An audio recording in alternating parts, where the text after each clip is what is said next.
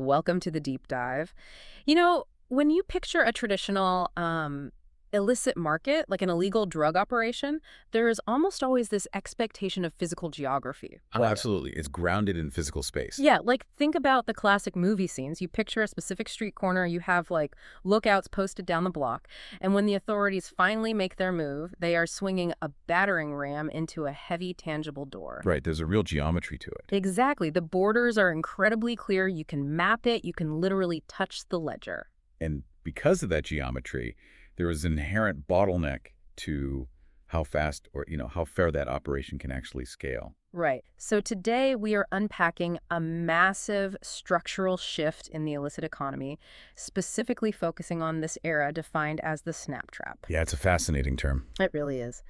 We're looking at a set of notes from Nug Notes, and our mission today is to explore how those physical geographical markets of the past didn't actually disappear. They evaporated into the digital ether.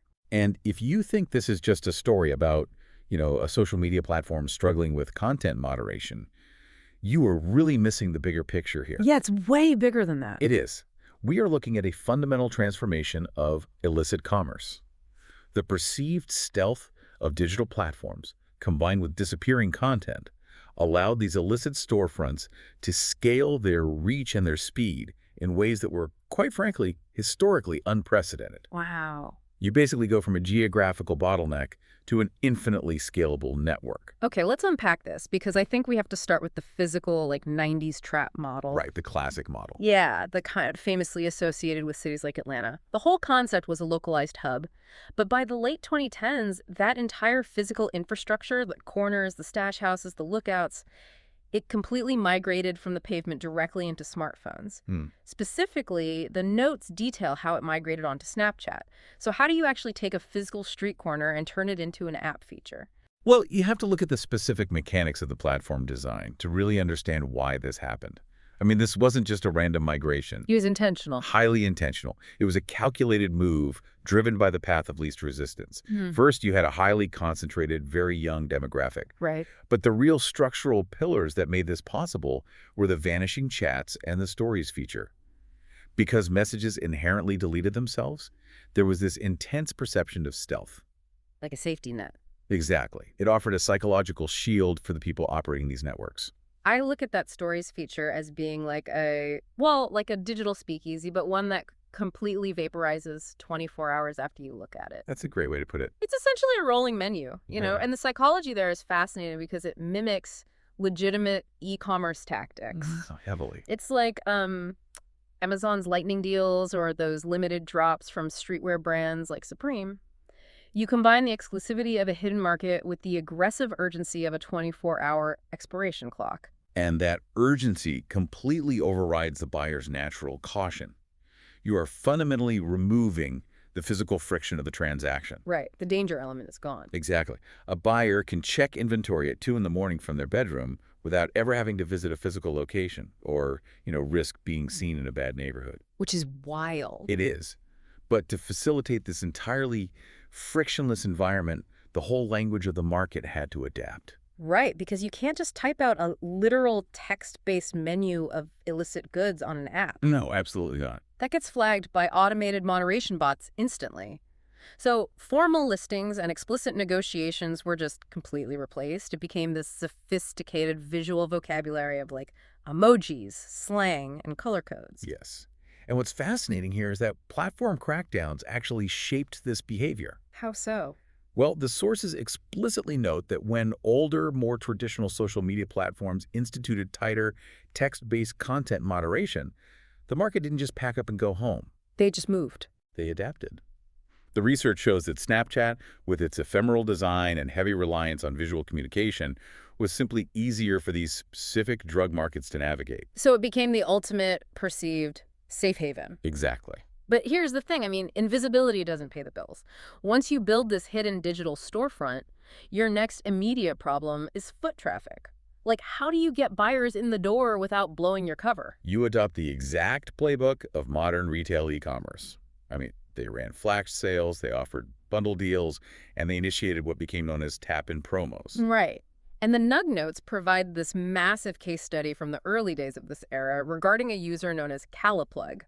And the timeline here is crucial for you to understand just how fast this moved. Yeah, the speed is incredible. This user secured that handle back in 2013, and by 2015, they had completely revolutionized the space. I mean, they were moving serious volume, using stories to push cheap grams, scaling up to affordable zips for their bulk buyers. And hosting pop-ups, too. Right, pop-ups. But their biggest innovation was pioneering paid promos for other dealers.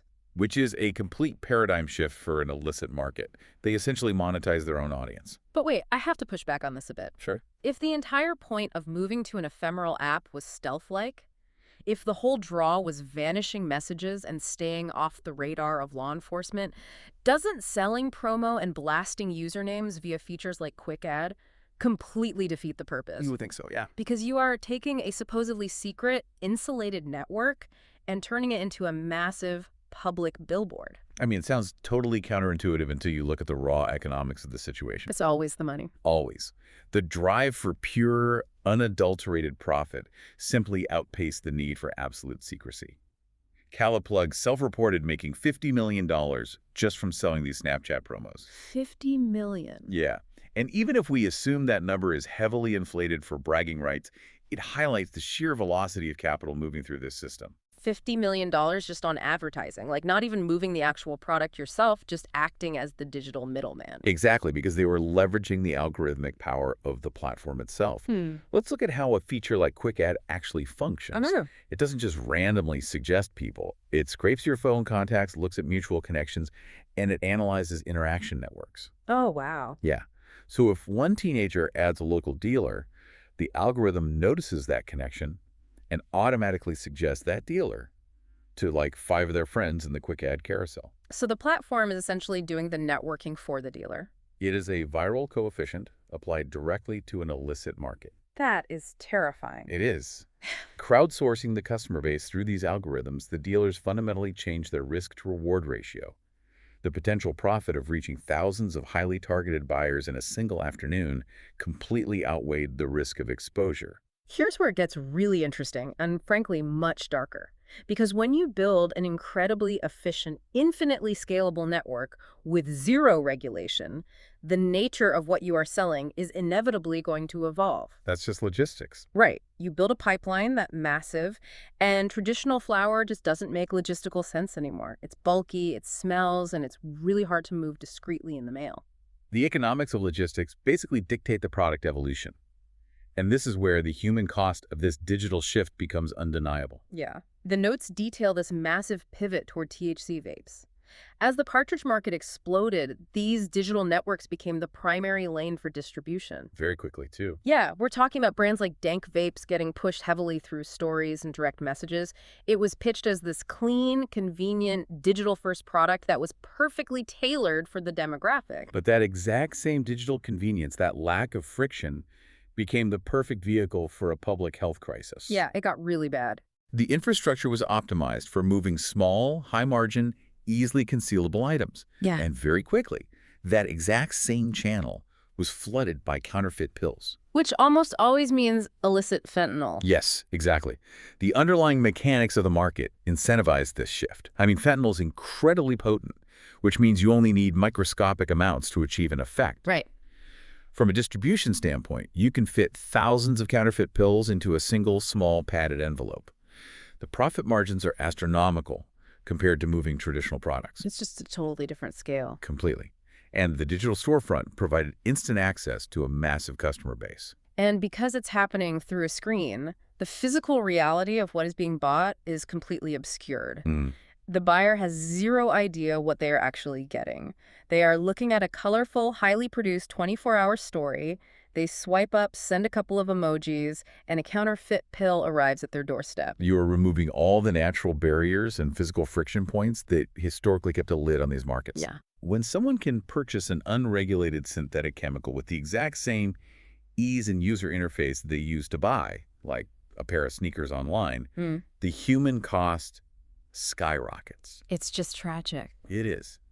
The influx of illicit fentanyl through these highly optimized digital channels largely drove the massive surge in adolescent overdose deaths we saw in the early 2020s. A network that was brilliantly engineered to scale, reach, and speed ended up scaling a tragedy. Exactly. And that devastation inevitably bursts the bubble of this whole trap app illusion. I mean, you cannot have a surge in adolescent tragedies on that scale without triggering a massive systemic response from authorities. No, the real world always catches up. Right. The foundational premise that these disappearing messages meant total invisibility was a myth they sold themselves. Yeah, the reality check for these digital operators was severe. The platform might feel private on the user interface level, but on the back end, nothing is truly invisible. Right, because data is always preserved in some capacity. It's not just about the picture itself vanishing. When law enforcement investigations ramped up, they realized they could pull metadata. Oh, absolutely. Accounts get flagged by automated systems or reported by other users, and you can pull records tied to IP addresses, account recovery emails, and location data that are directly tied to these deals. Yeah, the digital footprint is huge. The idea that everything simply dissolved into the ether was completely false. And we have to look at how law enforcement tactical doctrine actually changed to meet this threat. They couldn't just kick down physical doors anymore, right? So they had to completely rewrite their playbook. So what did they do? Well, the standard operating procedure shifted to creating undercover burner accounts. They would intentionally let algorithms like Quick Add populate their feeds with targets. Using the app's features against them. Exactly. They conducted controlled digital buys, carefully capturing screen recordings before the evidence could self-delete. And then comes the heavy artillery subpoenas. Yeah. They take that digital footprint and they force the tech companies to hand over the back-end data. Precisely. Through these methods, digital ghosts suddenly had real names, real billing addresses, and real geographical coordinates. They mapped the network from the inside out. So what does this all mean for the broader landscape? I mean, if you zoom out, law enforcement quickly realized that arresting every single individual dealer popping up on a new burner account is impossible. It is an endless game of whack-a-mole. You take one down, and the algorithm suggests 3 more. Exactly. So instead of just chasing the tenants, they decided to start going after the landlord of the digital trap house. Now, this raises an important question, and it is the crux of the current legal reality we are facing. It is a massive shift. We are now seeing major lawsuits actively questioning whether the platform design itself inherently contributes to trafficking. Wow. So we're talking about the actual code, the architecture of the app, not just what the users are doing, but how the app is built to function. Yes. And to understand the stakes here, we have to talk conceptually about platform immunity, often referred to in the U.S. under Section 230. Right, that's the big one. Historically, this legal concept essentially acts as a shield. It says that tech companies are treated as passive hosts, not publishers, meaning they generally cannot be held liable for the illegal things their users post or do on their servers. It's the idea that you don't sue the phone company because 2 criminals used a telephone to plan a bank robbery, right? The phone company just provided the wire. Exactly. But the argument being made now is that modern platforms are no longer passive wires. How so? Well, when you introduce features like algorithmically driven discovery tools, when a feature like Quick Add actively scrapes data and suggests a connection between a teenager and a dealer, the platform moves from being a passive host to an active facilitator. So they aren't just holding the phone line open, they are essentially introducing the 2 parties and suggesting they do business. And that distinction is why courts have begun allowing certain claims to move forward that challenge this traditional immunity. That's huge. If a legal precedent is set, declaring that a platform's active algorithms or specific design choices like intentionally ephemeral messaging paired with aggressive discovery tools are inherently dangerous or facilitate illicit markets, that historic immunity shield could shatter. It would rewrite the rules of the internet. This has been such a wild journey to unpack today. I mean, think about the massive arc we just covered. We traced how a tangible, physical street corner in 90s Atlanta was systematically digitized into a disappearing storefront on a smartphone. We saw how that storefront aggressively scaled its foot traffic by co-opting legitimate e-commerce flash sales and algorithmic discovery. We explored the dark economics of how that frictionless scale incentivized lethal shift from bulky flour to high-margin fentanyl, ultimately costing adolescent lives. Yeah, a terrible cost. And now we are watching that public health crisis spark a legal war over the fundamental architectural responsibility of tech platforms. If we connect this to the bigger picture, the enduring lesson here is that technology is the ultimate amplifier of human behavior. It really is. It brilliantly amplified our most innovative entrepreneurial instincts, allowing a user to build a $50 million digital ad network using a chat app. But it equally amplified our darkest, most lethal consequences. Yeah.